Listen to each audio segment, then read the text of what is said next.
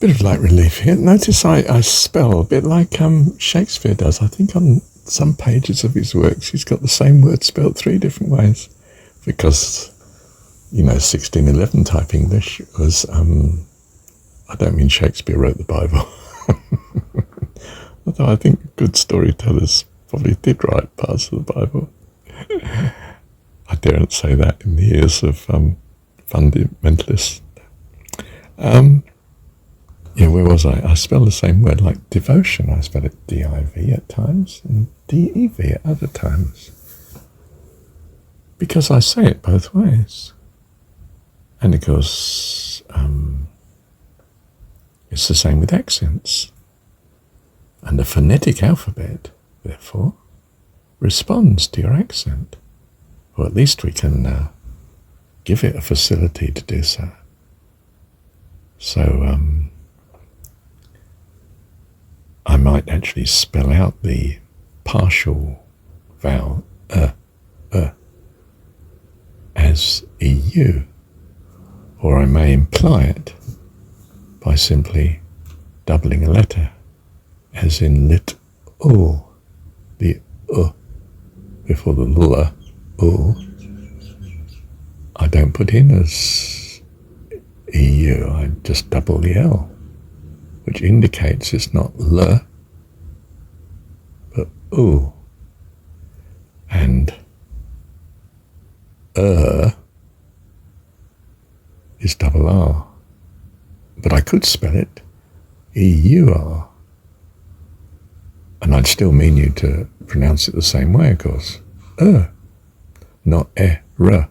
In fact, if I want to write the word error, I have to go E-R. In other words, it was difficult to find a nice phonetic system that used our existing alphabet, and therefore sometimes combinations of letters, and other facilities like doubling letters, that wouldn't seem too foreign to someone who can spell English no problem at all. I wish I could say the same. Because I did want to make it a very easy phonetic alphabet for us all to know. And at the same time, majorly having in mind, I want it to have this phonetic ability, a consistent phoneticism. And you might think, yes, phoneticism in your case, Marshall. Well, yes, probably so. But it could be a great blessing, couldn't it? I mean, the English language could be so simple to read and to write, to spell. And I've come too late, of course, because give it 100 years, we won't be reading or writing language. I suspect it'll all be just straight recording. You can listen to a book being read to you now anyway, can't you?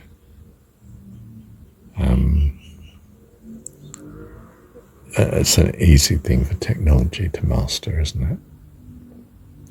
Just as I'm talking to you now, and I could be speaking it into my computer, and it types up on the screen what I'm saying.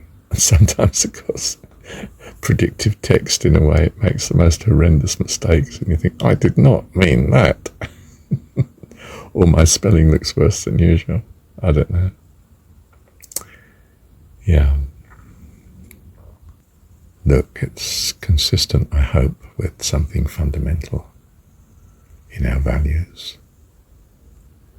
I don't get everything right.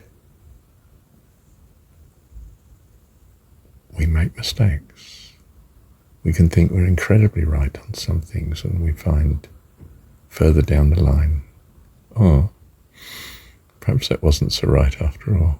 Shame I did that. That's all right. You're allowed to do U-turns. The lovely thing about Christianity, and I mean actually now Christianity, not just the Jesus story,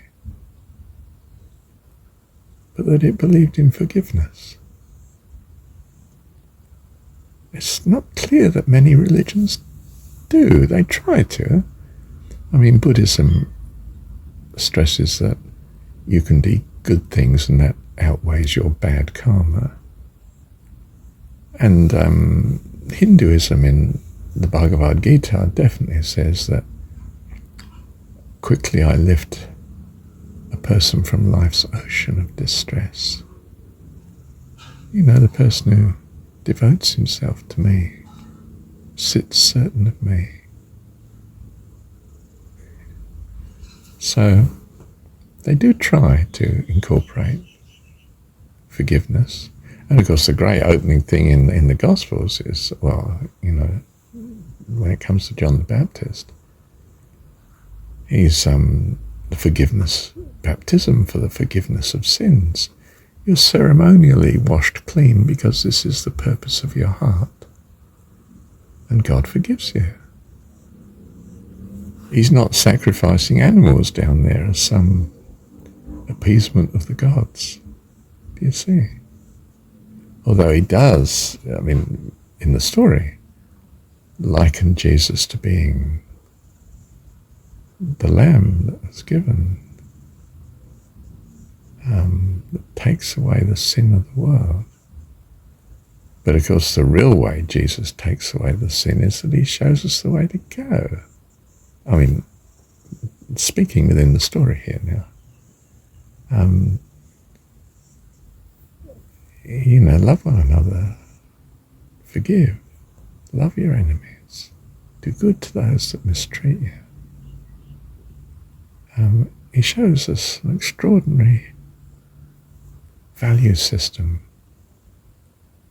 which is maintained to be that of God's, and that gives us